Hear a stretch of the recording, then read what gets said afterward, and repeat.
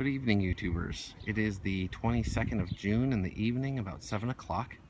It is hot and very humid, but I wanted to do a quick full garden overview and update to show you how everything's growing up here. As you can see, tomato production is looking really good. We've got a whole bunch of little clumps of tomatoes starting to look nice on the vine there.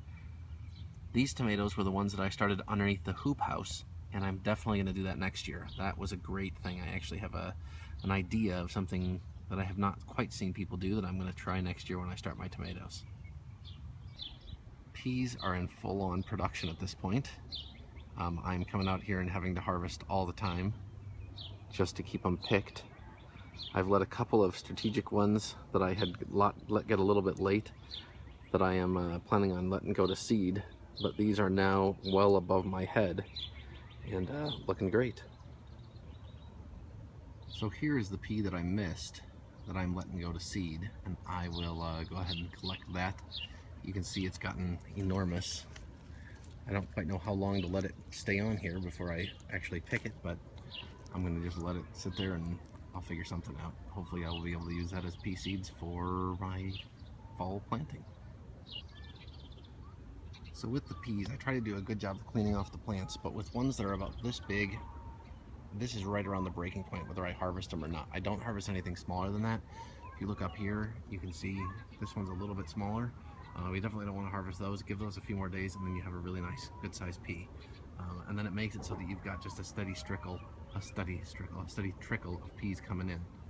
I said this in jest, but I think I'm going to start needing the ladder soon to be able to get up to my peas. I think these posts are 8 foot tall, and I'm starting to reach the end of my reach with that. One other note, the sugar snap peas are a lot less productive than the snow peas. I think we really like the sugar snap peas, but I might try a different brand or a different variety next year. Like I said, taste, they're very good, but they just are not super productive. So we'll see what we're gonna do as far as that goes. But the snow peas, by comparison, are just doing fantastic. Got a little bit of lettuce that is hanging on, but a lot of it is starting to bolt.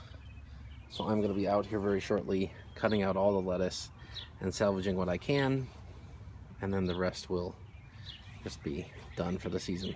At least for this stuff will be done. I've got more lettuce that has started in the basement that I'll transplant out in a bit. I've got bulbs of kohlrabi here. That one was a little off the side, but I've got a third one back there as well. They're all doing really well. I think they are going to get picked soon, and we'll try out kohlrabi for the first time. Starting to see beets showing up here, which is great. I've been working really hard to do my succession planting, so hopefully as these beets get harvested, I'll have new beets that are coming up. Also in here are turnips and some radishes, so we'll see how those do. Eggplant wise, we've got, the eggplants are doing okay. They are not a huge success, but I've never really grown them before, so I don't really know what good is supposed to look like. So I'll keep you posted on those, but they're looking pretty beat up. Here's my next successions of beets and turnips, and I threw some radish in here. We'll see if it might be too late for the radish, but certainly not for the beets and the turnips. And maybe 2 weeks, I'm going to go ahead and plant another section out right over here. Over here is what happens when gardeners get busy and they don't have time to put trellises up on their tomatoes. These tomatoes are a complete mess. I don't know what I'm going to do with them. I got to get a trellis up for them, but they have just been launching all over the place. We'll see. I'll figure something out. I've got 2 tomatillos over here, which were given to me by a friend that I planted in. They are pretty much naturalized in their yard, and so they just dug up 2 for me, and they said if I let a few of them drop, they should come up and start coming up again next year without needing to be restarted from seed. So I'm excited at that prospect. Right on the other side,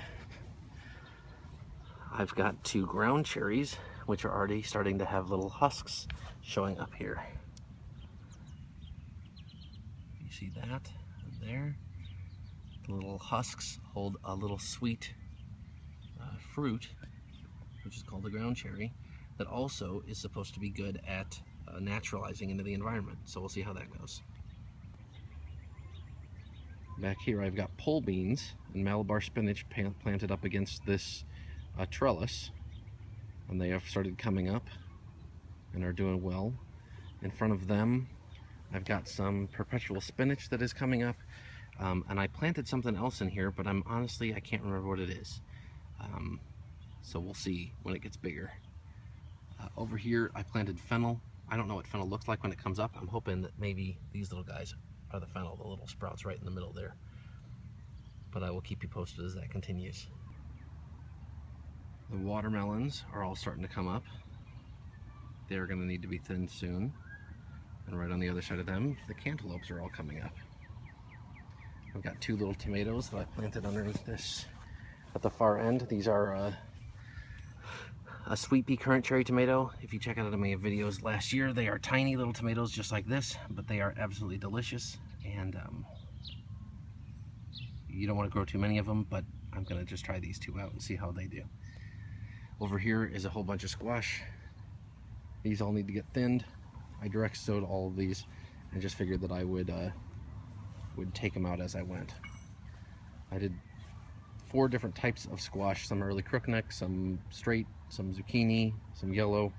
I'm planning on keeping maybe 2 of each. That will keep us in more squash than we could ever handle. That's more squash over there. Next to these squash are some bush beans. They are dragon tongue bush beans. And that brings us all the way around to the end.